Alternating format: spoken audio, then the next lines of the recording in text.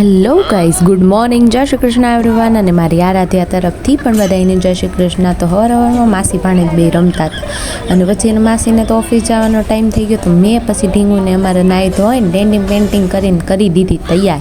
અને બેનને તૈયાર કરી એટલે નીંદર બહુ આવે ને એ હોઈ ગઈ ને એટલે મેં પછી કોકને મહેંદી મૂકવાની હતી ને મેં કીધું લાવને થોડીક મહેંદી મૂકી દીધી. તો મહેંદી મૂકવાની ચાલુ કરી. ત્યાં બેન કે તું મહેંદી કેમ મૂકી લેતી હતી? ત્યાં તો બેન ઉઠી ગયા. બાદ મારી મમ્મી કે લાવ એને માલિશ કરી દો.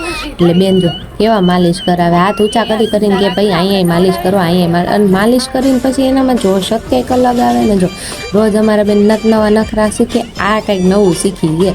એટલે મેં કીધું લાઈને ભળી તમને બતાવી દઉં એ હું નવું શીખી છે. કારણ કે તમે બધા અમારી ફેમિલી જ રહ્યા ને ભાઈ, ગમે એમ ગણો તોય તો તમને ખબર તો હોય જ જોઈએ ને કે ભાઈ અમારી આરાધ્યા હું નવું શીખીએ છે.